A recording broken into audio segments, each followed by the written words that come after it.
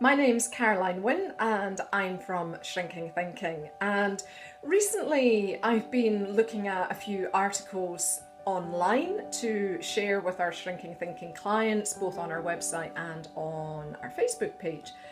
And as I was researching this, it kind of got me thinking about, well, goodness, I was coming across the same advice again and again and again, and it really is, quite frankly, just common sense advice. So why do we find it so difficult to follow common sense advice? Why aren't we following it?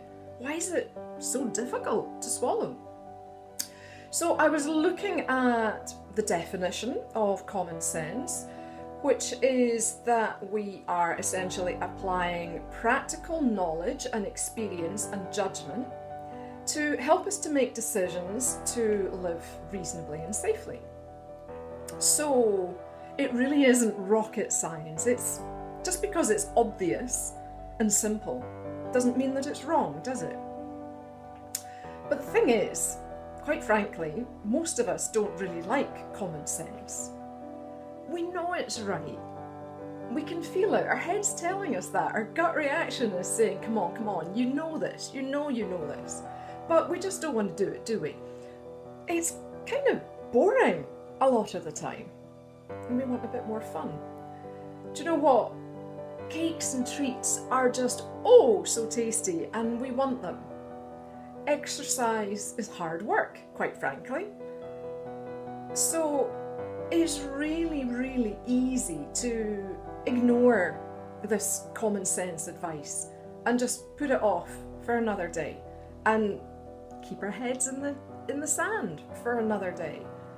And then over time, as we find ourselves getting fatter and fatter, we kind of wonder what we're doing wrong because it's happened so gradually that we're not really noticing what we're doing. It's all about taking responsibility, which is a big adult word, isn't it? And to be honest, we hate this. We want that quick fix. We want that magic diet pill that means we can eat whatever we want to eat and don't have to take any action whatsoever, and we can look absolutely amazing. We want the fairy story. We want to be able to eat our cake and not gain weight. Well, afraid to tell you those fairy stories don't exist. So what's going on is this is your inner child. This is your inner child who, quite frankly, doesn't want to grow up. It doesn't want to take responsibility and behave like an adult. And it will say things like, but why? Why can't I have chips or pudding or chocolate or wine with every meal? Seems fair, doesn't it? And delete is appropriate, which is your particular choice, poison of choice. But, gosh, I'm just too busy to exercise. And do you know what? My holiday starts next week, so there's really no point in starting a healthy eating plan right now because I'm just going to go off plan next week. I've got so much work to do, I'm too busy to really consider changing anything right at the moment. And actually, do you know, I've got that party in a month's time with my cousins. So, nah, I don't want to do anything right now. Wah! I call this excuse-itis. Do you know what? We are giving ourselves excuses. We're telling stories. We're letting our inner child run rampage. And if I'm blunt, what we're really doing is we're choosing to be a victim. And that might sound really harsh. But if you think about it for a moment, you know that you're choosing that behaviour. So it's all about priorities. Common sense. It's all about choosing what's more important for you. Do you want to run around after your children, maybe play football with them or be able to catch them when they're running away from you? Or do you want to have that extra slice of cake? Another thing that we need to do as we're taking responsibility is learn to know ourselves. So here's a question for you. Are you an impulsive Irene or are you a habitual Hattie? So, impulsive eatings are people who've got, the best of intentions all the time. And then go into a restaurant or the canteen at lunchtime and they might see a nice cake or a pudding, and immediately those good intentions just fly out the window. Is that you? So oftentimes impulsive eatings like variation, they like change, they like a bit of excitement, and they want something different to eat every day. And when they go out, they really, really risk getting derailed by the nearest treat, whatever that might be. Whereas habitual hatties, structure is their friend, so they might find it a bit easier to stick to their healthy eating plans.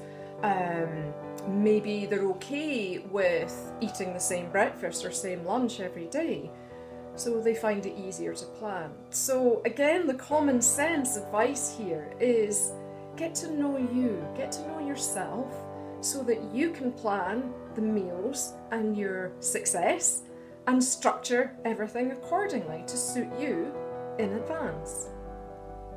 So, around the subject of common sense, here's my top 7 common sense tips to help you get started with healthy eating, healthy living, or weight loss. So number 1, it's basic maths. The simple equation is calories in versus calories burned. So eat less, move more, and you're going to be on the right side of the curve. Whereas if you eat more and move less, it's going to go the wrong way. So really, really, really simple. Number 2 is just get moving. Get out there and get a bit of exercise, but keep it simple. Do you know what? We don't have to go to the gym and sign up for a year's membership immediately. We don't have to sign up for all these different classes or even go out and buy expensive exercise equipment. Keep it simple. You could walk around the block at lunchtime. You could park the car another block further away from the office in the morning. Maybe you could get off the bus a stop earlier so that you get that exercise. And I tell you what, when you do this, you will be overtaking everybody who's left sitting on their couch doing nothing. So number 3, again, that nice adult word of taking responsibility. So eat real food, ditch the processed food that contains loads of sugars and artificial sweeteners and empty calories, and learn to eat healthier meals that keep you fuller for longer and work for you. Number 4 is mind your mind. What's going on in here? Figure out what your own emotional eating triggers are.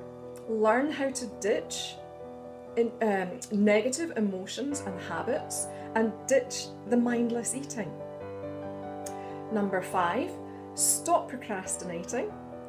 Ditch your excuse-itis and just get started. Just do it. Stop thinking about it and take action now.